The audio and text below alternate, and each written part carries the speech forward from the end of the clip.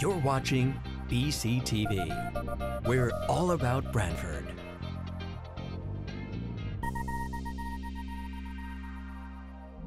You're watching BCTV, Branford Government Television, a service of Branford Community Television.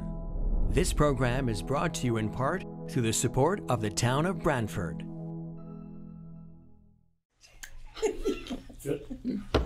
Okay, I'd like to start the meeting of Police Commissioners on September 12th at 5:40 almost, Monday 5:40. And I believe we're going to go into an executive session. Well, let's approve the minutes of the last meeting. Oh, right, okay. Regular meeting from July 11th, approval of minutes. I make a motion that we approve the Second. minutes. Okay, all in favor? Aye. Now executive session. Who's doing the minutes for this one? Oh, never mind, it's on TV, yeah. never mind. Yeah, we're going to go to executive session Yeah. for the Right. purposes of interviewing 2 candidates for the positions of police officers. Okay. Okay, I'd like to make a motion that we go back into the regular session. I'll second it. Okay, all in favor? Aye. Okay. Okay, so we're back in regular session, no votes were taken. And no, right, no votes were taken. Okay. So I would like to make a motion at this point that we will hire Casey McCone as of September 19th for the position of patrol officer. And we will also hire Andrew Luzzy on September 20th for the position of patrol officer. Second. All in favor? Aye. Okay.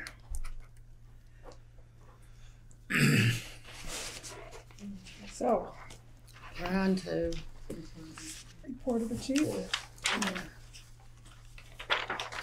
All right. My congratulations to Andrew and Casey. Oh, did we approve the minutes? We did We we that. did. did that already. We did that. They will be going off to the police academy at the end of the month. So congratulations to them. As far as the chief's report, you have your monthly statistical report. Just a few items on that report that I want to point out. There's always a lot of data in here, and we do pay close attention to it. So if you look at our motor vehicle thefts, you know, we're staying stable and trending down a little bit. August we had seven stolen motor vehicles. And if, you know, just for a point of interest, you know, where they're recovered, different communities throughout the state. So this is pretty common. This is what a lot of the municipalities throughout the state are experiencing. They're stolen, say, in Branford, they're recovered in Derby. So that's staying kind of stable, but we're seeing some decreases there. Couple columns down or rows down, if you look at shopliftings, our shopliftings are up dramatically, you know, and basically that is another crime trend that's been pretty much across the board. And speaking to some of the loss prevention staff at some of the bigger stores, they said it's been such a high demand of on their end, and we're working with our, you know, we do put the officers in those areas, but basically a lot of them are just going in, taking property, walking right out. So that trend is definitely up. And again, the theft of motor vehicle parts or accessories, we use that code or that designation for the catalytic converter thefts. We reworked that because they were getting put under different codes, but that is where they belong. And again, that still continues. Last month we had 3, which is good in comparison to looking back. On page 2, our mental health calls. Year to date, they are trending up. We're up almost 20%. We were hoping as we escaped out of some of the COVID time, we would see some of that dissipate, but that's not the case. So again, we're focused on that. Under the domestics, this is one that I really want to point out. Family violence, if you look at that year-to-date number, it shows an 87% increase. What that stems from is about a year ago, we created those codes and reworked some of our coding to better highlight. So sometimes a family violence case would be coded out as a family dispute and there was an arrest made or there was an assault attached to it.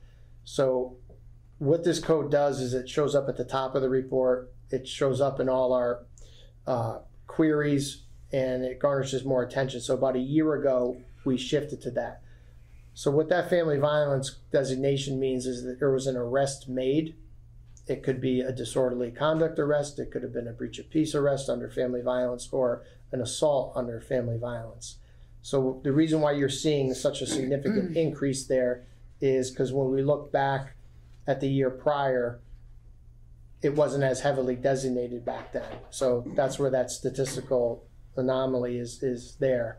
And looking at some of our lethality assessments as far as we will do a lethality assessment when there is an actual assault in a family violence incident, and those are trending down a little bit. So that was another indicator that that's what this spike is related to.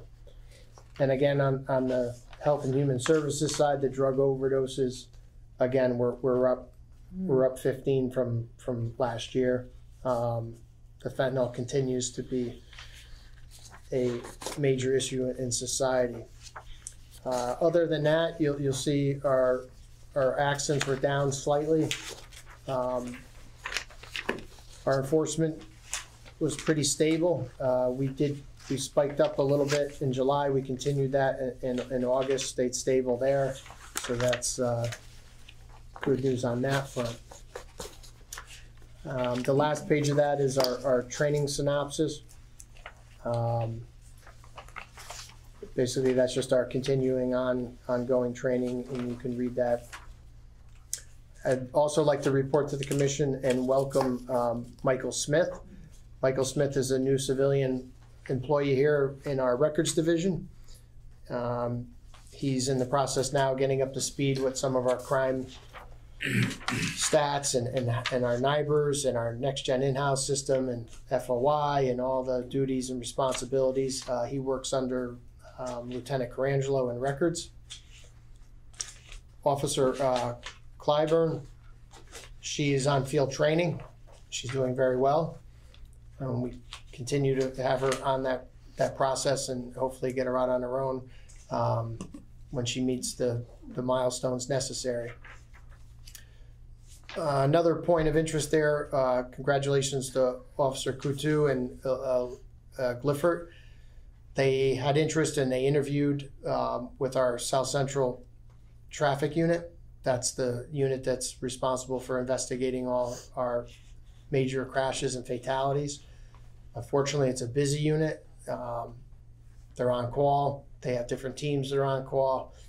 Both of them were well received by the board and were approved to be parts of the members of that team. So they'll go on to some very complex training, but we thank them for their interest and their commitment because it's a big commitment. Unfortunately, they do get called out. As far as a couple other points of order or items to discuss under my report, I did report to the commission about the school resource officer program that myself and the deputy and Detective Atkinson, the superintendent, met on. I've explained in the past what we thought or what we proposed for the vision of this program, where we would like to see it. I am hoping to continue talks with the superintendent and the Board of Education regarding this program. If you saw in the paper, I learned that they hired some security staff, unarmed private security in some of the schools. So I still would like to see this program be considered by them, and hopefully be placed on their agenda for a consideration and a vote by the Board of Education. So that's where that stands as of right now. Would that be for their October meeting? I don't know what their schedule, like, I don't know if it would be this month or October. But I'm still working that out with the superintendent and hopefully have a conversation with the chair to get that on the agenda. I would like that to be considered. Also, we just received word that Detective Patrick Moynihan is going to be departing and retiring from the Branford Police Department after 14 years of service. Detective Moynihan came to us from Waterbury Police Department after doing a full career there. So he's found another job, and he felt it was time. We thank Pat for all his years of service here. He spent the majority of his time, if not a great portion of his time, as a detective. Very good detective, well respected, and big shoes to fill, but for him the time was right. You know, he has almost 30 years of law enforcement, so it was time to move on. So we wish him well. How old is he now? 30 years? He has, I believe he did 23 in Waterbury and 14 with us. Huh, wow. When's his last day? The 23rd. So that will prompt a opening in our detective division. Pursuant to our policy and our contract, we'll post that opening and vacancy internally and see who we have, who's ready to meet that criteria. Along those lines, as far as you know, thanks to the board's approval, we have 2 officers that we hired tonight that'll be going to the police academy. That still leaves us with a vacancy, and now we have another vacancy, so we'll have 2 vacancies. We will continue to look for some certified applicants. We will run another recruit test, but we are essentially, our eligibility list is basically run out now. So we are experiencing and seeing the lack of interest in getting people. And we've also, like I've said in the previous months, certified pool is dwindled, if not non-existent. So we are facing those challenges. We'll keep pushing forward and trying to get qualified candidates. We don't want to lower our standards. So we'll keep pressing ahead with that. The other thing, for the good of the department, we're considering, and at this point, a ceremony for the members of the department to hand out some awards, and also recognize some of the promotions that were made during the COVID times where we didn't have a ceremony, and for those that would like to have that with their family and take pictures. I thought those invitations were going out. We were just able to confirm the date and the location. Okay. So we can't get those printed, but we're going to get those printed. So we're shooting for an invitation only event with the families and the commission, probably the first week in November or so. So it would be November 2nd?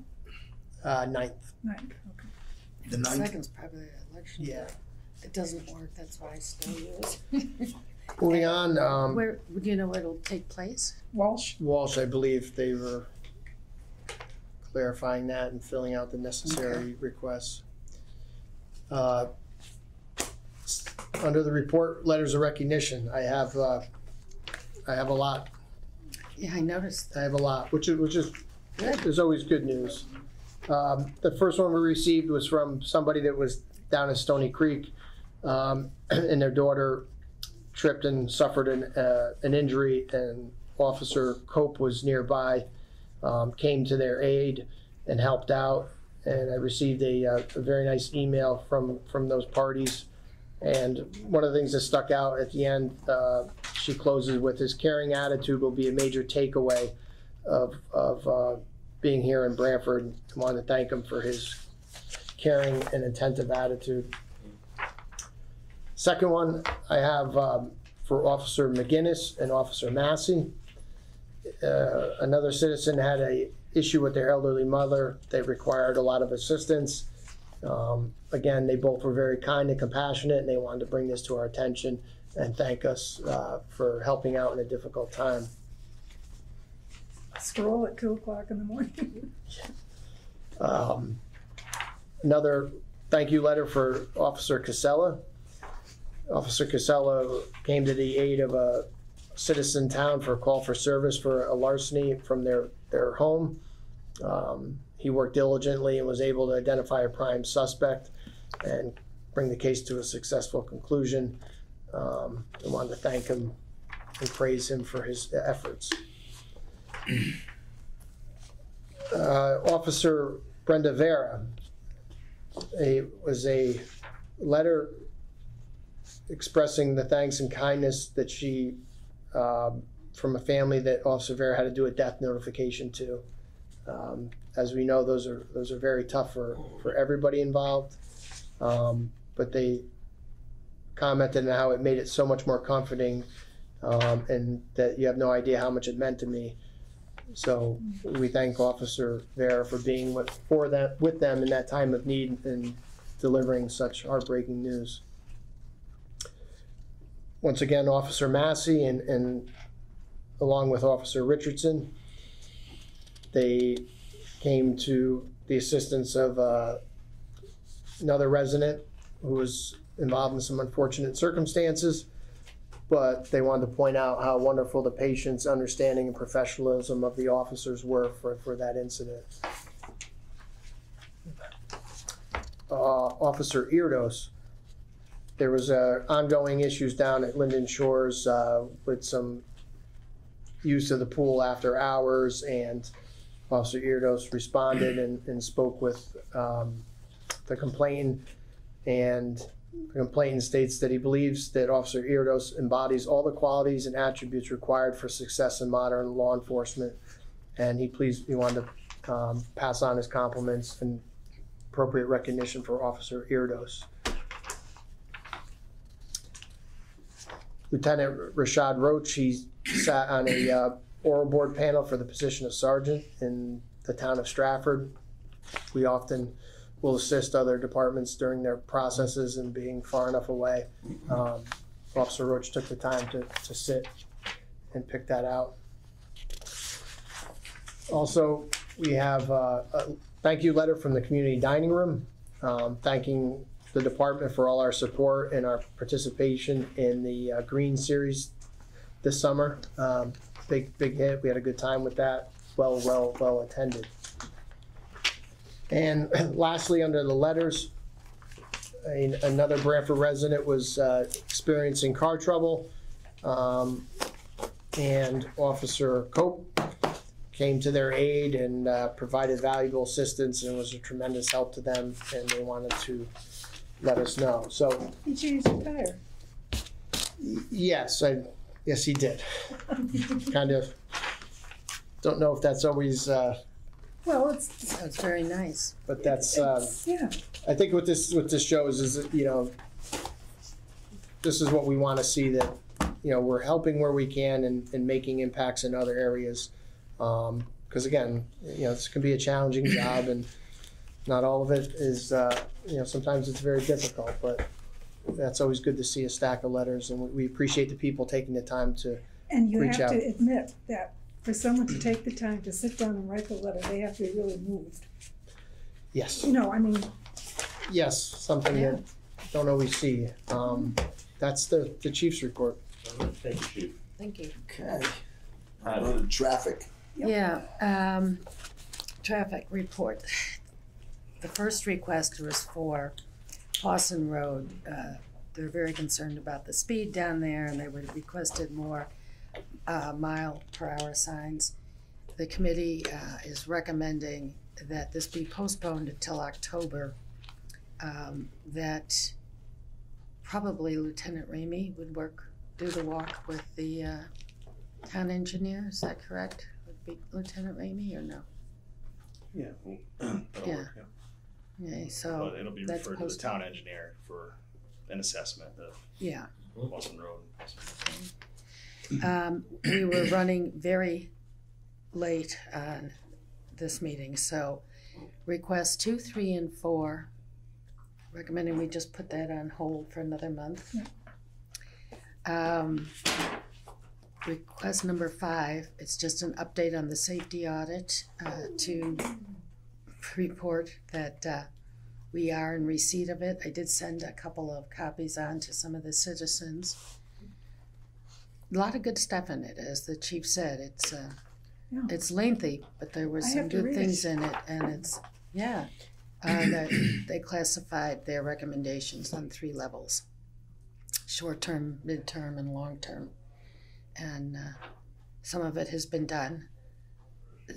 Most of it will probably be based on funding. So, and then the crosswalk on Brushy Plain, Deputy Chief Alves shared with us that a letter has already gone to the state asking them for funding to put the crosswalk in, and now we're in a wait-and-see mode. They've determined where that's gonna go now? That's been determined or not? No, I think We that's- made a recommendation based Right. on the local traffic authority's approval to the general area, so they would assess and get back to us So they have to assess it and get back and to approve us. it, yes, Yeah, okay. on the state road. And that's it for traffic. Okay, Okay. all right. Report of the chair. Everything seems to be covered. The next meeting is October 10th, but before that is Tippecop. Yes, I saw that. On the coming in. 19th? On the 19th. Yes, my mistake, I missed that. Thank you for pointing that out. So that's at Onigo? Yeah. No, it's No, at it's at Lenny's. That's at Lenny's. It's always at Lenny's. They put a lot of effort into that. They do a great job at Thank you for Lenny's. They pointing that really out. do. Yep. So we'll Thanks. see you all there. What was it? 5, I thought it was 5 o'clock. No, All 12 to day. 8. It's all day. Wait. 12 to Okay, 8. okay. 12 to 8, that's right. Coming Monday. They're always looking for good sponsors, people who are willing to pony up some money, because it's a great cause, and I think we can honestly say as a group that it's a great cause. Branford has done a phenomenal job of supporting it over the years. Branford Police have been super. So I guess, do we have a I'll make a motion to? to adjourn. Oh, we have public, I don't know if we have public Oh. comment. Oh, I'm sorry.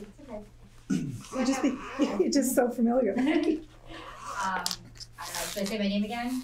Sure. Okay. My name is Ashley Fong, and I have a nonprofit for advocacy for child and female sex trafficking victims.